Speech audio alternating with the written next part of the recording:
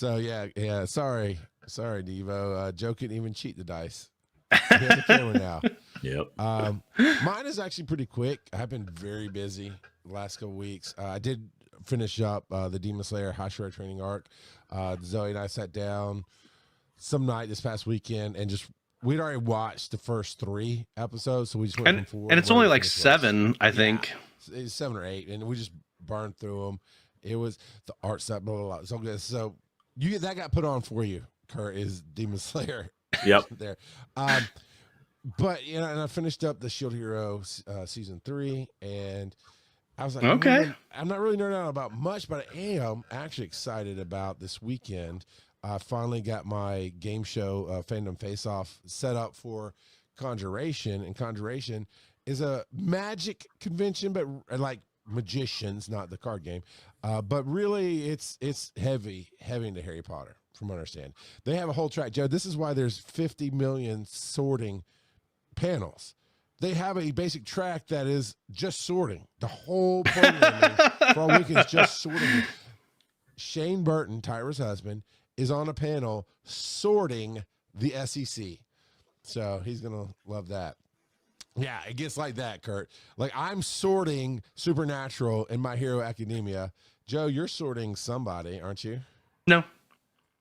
For some reason, I thought you got on a sorting one. He's sorting hats.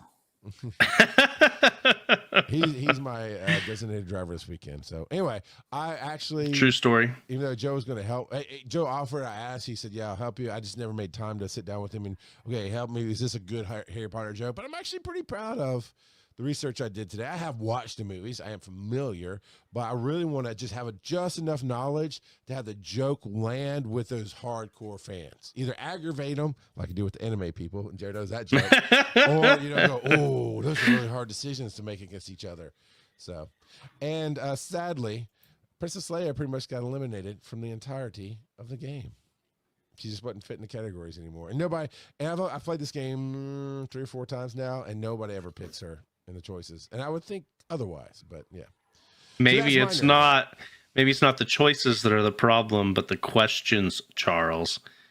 I'm sorry, you enjoyed the crap out of yourself the last time we played at Southern Fried Gaming. Thank you. Had a plant in the audience. This time I'm gonna have like 4 or 5 plants in the audience because Tyra is coming, and it'll be your little shop of horrors. But what we're going to do is, like we did last time, we're not going to really, at first, acknowledge that we all know each other. And I'm just going to go hard on you guys. It's going to be fun. All right. That was mine. It's short. Who's next? I'll talk about Demon Slayer some more, and then Kurt can jump in and talk about it some more. So my wife and I, my wife.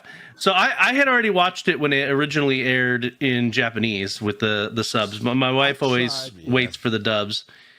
I'm you act like I'm being snooty. Fancy pants. I'm just being impatient. I'm not gonna wait. So I don't care if you watch subbed or dubbed. And before I get the comment from Phil about, "Oh yeah, you can't read, you're in Georgia." No, my daughter and I watched the first episode, and we both agreed it wasn't for us, not because of the reading, but because we've only watched the dub, so we're used to the dubbed voices, intonations, patterns, how they deliver things. So when you hear the original in a different, it's a different intonation, it's a different everything. We're like, it's just not the same for us. I get that. We started with the subs, maybe. Anyway, so you watched the subs. Yep. Your wife watched the dubs. Yep, and we watched them together, and there were a couple of times that she was rather shocked, but yeah, no, it doesn't have a ton of action because it's a training arc, like the whole 7. The main actual hero of the show, Inosuke. That's why I didn't have a lot of action in it. But every time you see him, there's action. But it sets up the 3 movies that they have already announced to finish off the entire series. Ooh, that's good. That tracks. Yeah, so the next stuff to release is going to be 3 movies, and I don't know if they've announced the dates yet on those, but and they definitely left it on a huge cliffhanger as getting you hyped for the next the movies. So What's great Okay, Kurt. Oh, I'm sorry. All I was going to say, if they're planning the end of the series, it can end two ways, right? It can end with the demons getting vanquished and Nezuko basically returning to normal, or she dies. I don't know if it's Or gonna end both. that. I guess maybe Well, I because suppose, vanquish the demons with her death well, or something. Well, and I suppose it depends on. So you know how in some versions of vampires, if you slay the one that turned the other ones, they get reverted back. Yeah. Or so I don't know if it's going to be like that, or if there will be like a chain reaction. If they take out Muzan, will it kill all the other ones? Or because it's shown that he can, from a distance, Muzan can kill other demons from a distance because he has control over his blood that is circulating in them. And haven't they implied that if you kill the source demon, the other ones will revert? I thought they've said that. They have said. Well, so they've said that it will get rid of demons. I don't know if they've said it'll destroy them or if it'll change them. Fair enough, but I mean, again, that's my prediction, and I don't know anything. I barely watched. I don't think I finished the first episode of this season. Okay, but yeah, but if the whole series doesn't end with either them winning, which is really demons are vanquished, or Nezuko dying, then it doesn't feel like a proper finish. The thing that has me the most curious is how many of the characters that we have grown to love are going to die in these next 3 movies. I imagine it's going to be quite a few. When they killed off, I can't remember his name. Rengoku? Yes. Yeah. That was Spoiler rough. alert. That was that was rough. I was not expecting that, and it was like, oh, what are you doing? Well, and it's amazing because that was, I think, their first movie, and then they turned it into a season. Right. Yeah. The train. Mugen train. You hadn't really met Rengoku before that. Not really. But in the course of that one season / movie, they made you really, really care about him. Yep. Like they really brought that character to life, and a lot of I think that's what is missing in a lot of shows these days is a lot of the characters I just don't care about. But in that short little tidbit, they established that character so well, and beyond that. Because it's great writing, great animation, great everything. But the 3 trainees, right, the characters that we love, that we have gotten to know over an extensive 26, 27 seasons series, or show series in the first season, we're like identifying with them, right? And as we're watching, and they are just looking up to him, and he is mentoring them, and he's taking them to the next level. And then the tragedy strikes, and you're right there with them. And I thought that was just so well written. I'll say this about this newest season. They went with a little bit different art style, and there's moments where it's really amazing. Like, it just pops out of the screen. And it's not a 3D screen. It's not even, I don't even think I was watching it in 4K on Netflix. I don't know it's on 4K in Netflix. And it's like, there's just these moments like, wow. Even Zoe was like, oh my God, that looks really good. So they really went all out and put some resources into the last season for that. So the company that produces these, Ufotable, or as you and I were talking about earlier, my wife called it UFO table the other day. Awesome. I like that better. But they don't take on a ton of projects because they put their all into every project that they do take, and they put out some serious bangers. I tell you, Kurt, it is worth just taking a whatever afternoon or evening that you would have. For me, it'd be like a Saturday or Sunday. It just burn through it. I know. It really just works back to back. So it literally is at this time of year is just finding the time to do that. Because once I'm in, but I need to be able to be in. Here's a honest question, because you're going to be traveling some for the holidays Yep. to do your gigs and who knows what else. Yeah. Is it long enough travel that you're not having to drive, that you could download on your phone? And okay, so No, I have to gotcha. drive. Got it. Yeah. So So to the release date for the movie, it's expected to be late 2025. The trilogy will be distributed globally by Crunchyroll and Sony Pictures Entertainment. Which So tells me that the first movie will come out 2025, yeah, so it just says the movie. I mean, I'm not gonna read the whole long. Yeah. But the movie Infinity Castle is expected to be, but it does say the trilogy, so probably starts with part 1, and then So, my guess is they'll probably put one out a year, that they're gonna just do them back to back to back, but I could be wrong. Don't do 25, 26, 27. That's just no. Do 25. If it's late 25. Now, I understand production. I want it produced right. Put them out every 6 months. Yeah, basically, when you get it done and done right, let it go. right. Channel your inner Elsa. Yeah. Yep. No. That's copyright infringement. We can't say that. Oh boy. But yeah, and the writing is deep, and he's right. There's a little action, but here's what I did appreciate about it, Joe. We know it's the training arc, right? That's the name of it. They did not drag out and overextend the training sessions. There was a good pacing to all of it. Yeah, they kept it pretty succinct with the different phases of the training. All so. Right. So, what else do we have? So I've got on here a book called Legends and Lattes. So it's my autobiography. So this is actually, I read this because of CONjuration. I'm on a panel called Cozy Fantasy, and the woman that's in charge of, that's going to be moderating that panel, that she's the one that had submitted it and everything. She's created a Google Doc with a bunch of different examples of cozy fantasy for us to talk about during the panel. And I was looking at the list that she created for books and realized I hadn't read any of the books that she had specifically listed, which I added one of my own in there as well, but I can almost guarantee that none of the other panelists have read the one that I put on there.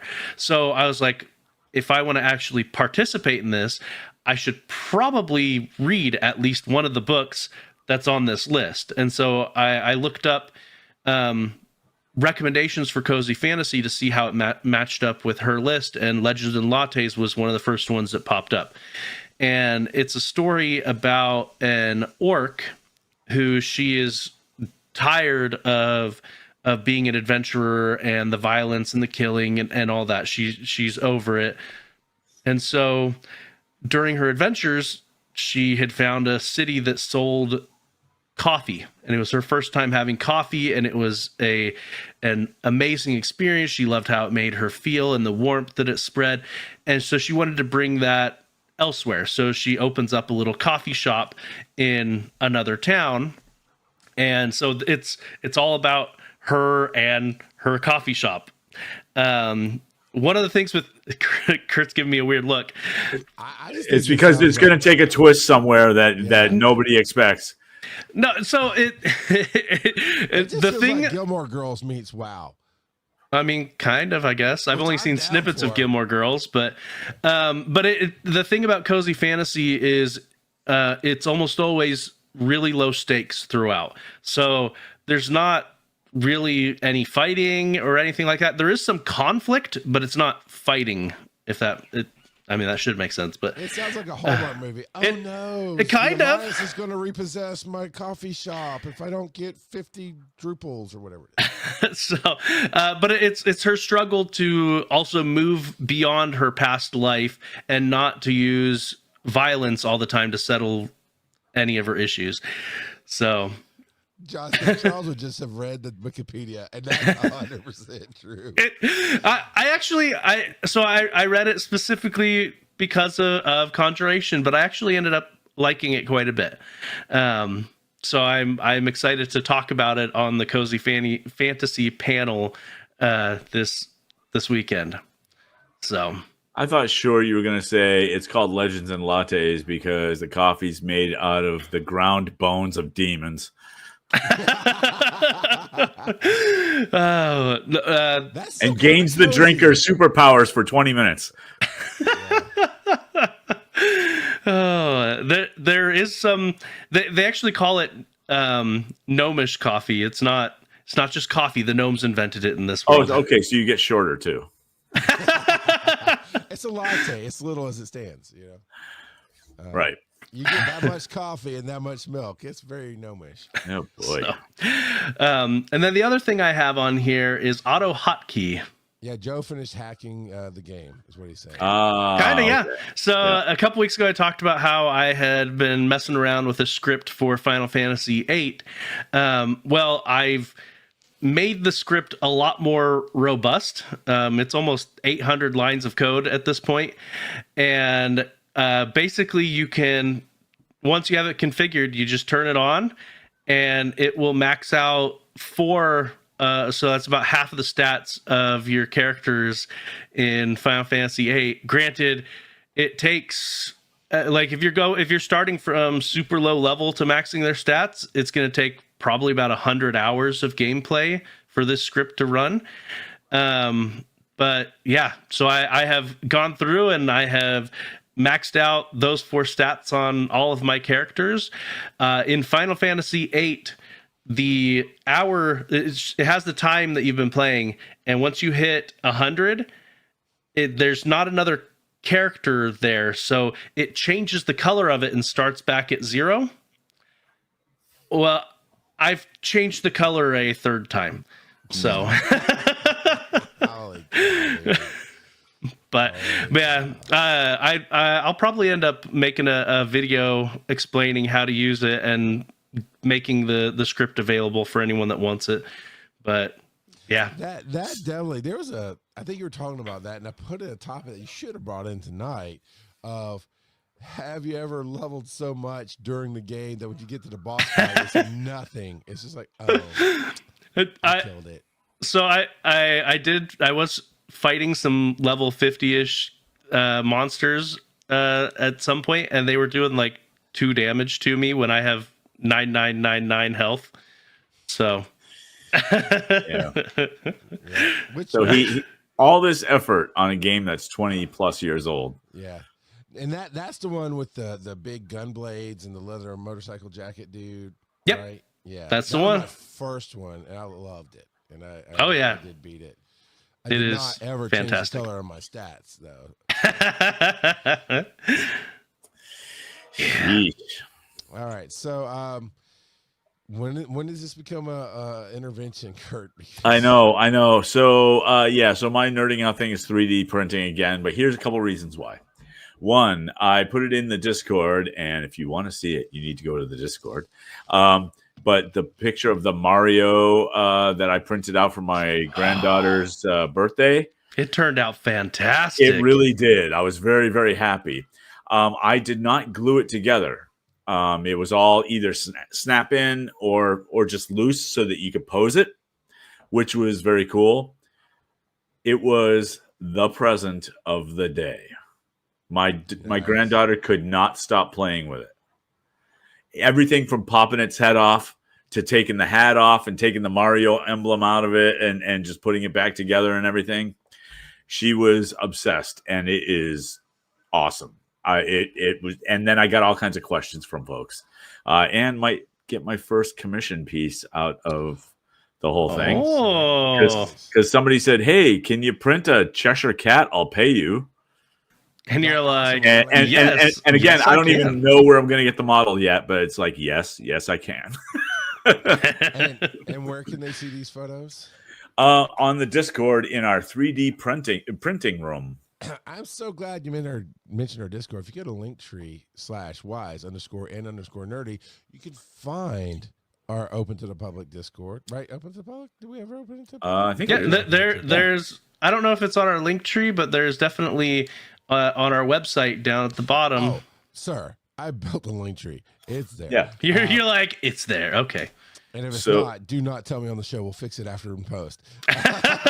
Right. But you can also join our Patreon. You can also go to YouTube clips and see just clips of the bad dad jokes, which seem to be the most popular clips.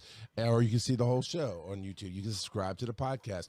You can do all the things to Right. feel heard because we're your daddies and we hear you.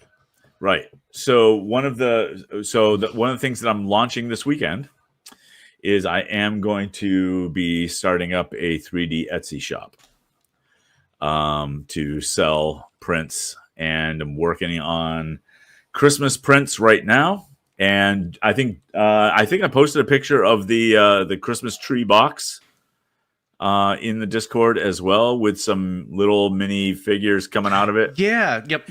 Yep. So I'm going to be selling those as well as a large version of that. So another tree that's 1.5 times the size, with more figures in it.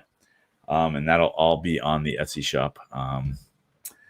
But it hasn't been launched yet. It's going to launch this weekend. And that'll be under VO by Kurt if anybody is interested in that. And really going to try to do a little bit of a side hustle on this kind of thing. But That way he can pay for his habit.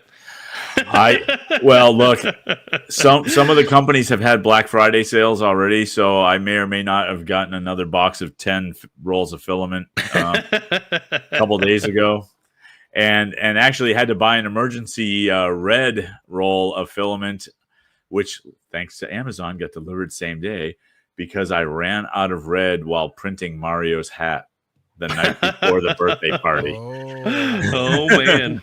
So I had to get it all printed because they don't take a small amount of time. That Mario print probably took a total of 48 hours. Nice. Well, good on you for being able to get that at the last second. Yeah. Well, I knew what I needed to do, and I knew how much time it was going to take. So yeah, it was all right. But yeah, yep. It'd be very disappointing if you were trying to print something as a gift and it just squirreled out on you. Yeah, and stuff has, and you just gotta scrap it and get going again. So you just gotta scrap. There's your quote tonight. You just gotta scrap it and get going again. Yep. I definitely am very interested. We've talked in the Patreon section about different things we could do, and I took a different path for the Christmas party. But when you talked about there's nickel holders you can print and you Right. put words on them. And yeah, we're gonna put, like, if I had a nickel for every life I saved, I'd be rich, and hand those out at the EMS conferences, and it's gonna be awesome. Yep. Still working on the design of that. But yeah. We got time. We got plenty. Of Well, time. good, because I don't know how to design anything. So I'm learning. Well, I thought so you didn't find like on Thingiverse or anything? Oh no! It was literally an idea I had that came to mind when we were I thought talking you'd last week. Seen it somewhere? No. Okay, No, gotcha. that'd be too easy. Too easy. Oh yeah, I'm putting in a quote here. I mean, it might be. It might be on Thingiverse or something. I just haven't even looked. It's a brilliant idea. Thank you. Brilliant. So maybe, hopefully, somebody else has had the same brilliant idea to save you a lot of time and energy. Or maybe somebody else has not had that idea, and I can sell that design for money. Yeah, on top of actually printing it so we can sell it.